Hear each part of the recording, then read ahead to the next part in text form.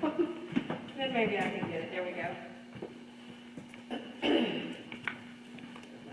want to make sure I get through it just. Okay.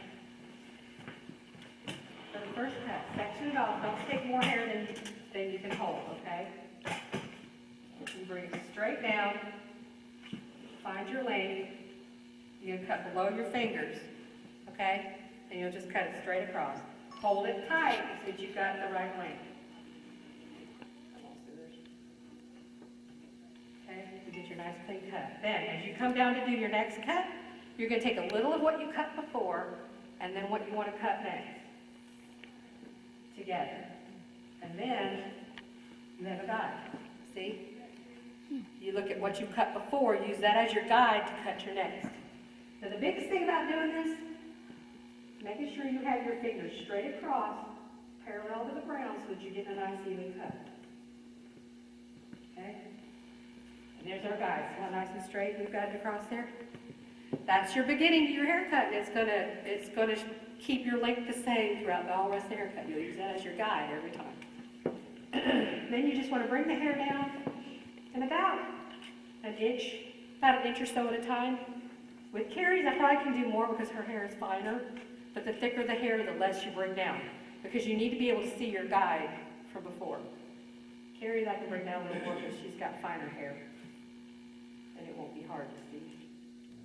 My niece that I just did, she has wool for hair. For hers, I can only bring down a little at a time, or I can't see what I've cut before. Now, I cut the entire back before I go to the sides, because that gives you a good, clear guide to do your sides.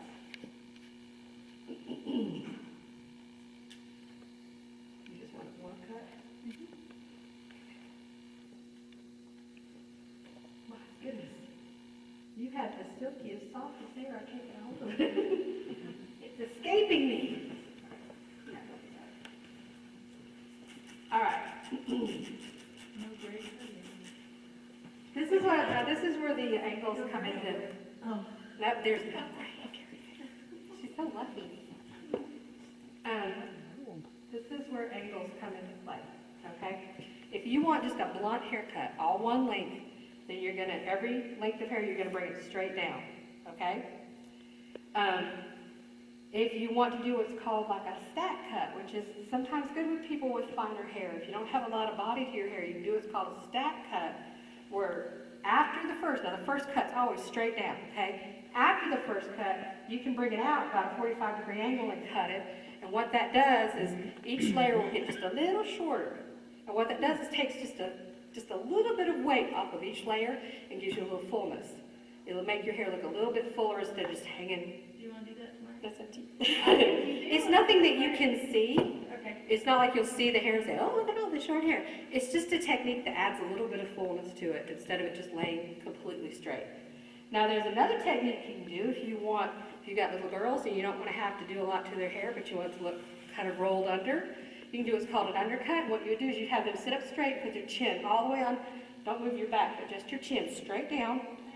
And then you bring it straight down to cut it. Then as they lift their head, you're doing the opposite. Each layer gets just a little bit longer, which makes it naturally want to roll under. Now, Carrie's hair, that probably wouldn't work because her hair is so fine, probably wouldn't do it. But if they have nice thick hair, you want that nice little rolled under look, you can do that undercut, which is with the chin down, pull each layer straight down, and then you cut it. And then when you're done, you'll get that natural, it'll want to roll under. Because each layer gets a little longer, and then it'll roll. You want me to stack cut yours, Carrie? No. Just do it. Yeah, just do one. Okay. So I've got my first cut already together. You have to move with the hair, with the head. Okay? You can't grab the hair from the front and bring it back here and cut it, because if you do, then the front hair will be longer than the back. And sometimes you want it that way. If you want an asymmetrical cut, they're not as popular now as they used to be. I used to do a lot of them because people liked it longer in the front. But if you bring it from the front to the back, it will be longer. So as you cut the hair, you have to move around their head so that you're getting the same angle, same direction, same length all the way around. And I'll part some of this hair out of the way. Bring this straight down. And it's going to be hard to see. with Carrie's hair, but because it's dark. On the cable brush. No, yeah, the cape's kind of darker, your hair is darker. As you bring it down, you can flip it back. You see the hair underneath that's shorter? Can you see it through there? Right here is a good piece where you can see it. You look for your guide, okay? You look through it, look for the hair that you've already cut. You bring it straight down.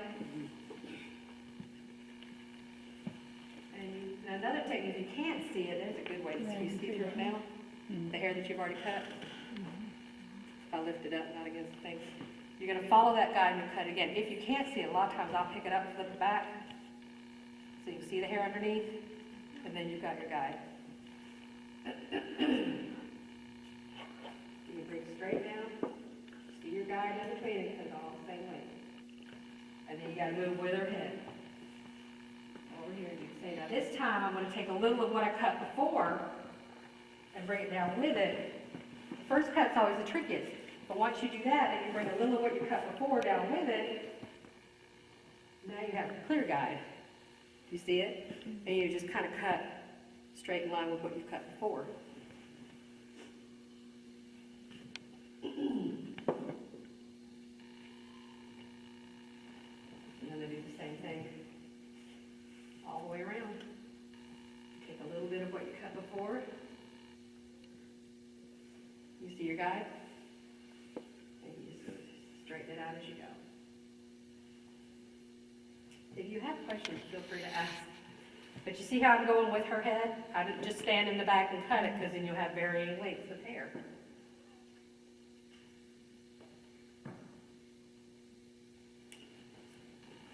Now you just keep doing that all the way up the back of her head till you cut all the back of her hair. I'm going to bring down one more layer for you, because now we're getting thick enough hair that you'll be able to see it better at the bottom. I usually will start in the middle and cut that direction and this direction, because that gives you a good, really good guide. I probably won't finish all your hair, but I'll finish it when we're done, okay? It's because I got to show off the different little techniques that I have time for Randy too. So. Karen, we'll see you tomorrow.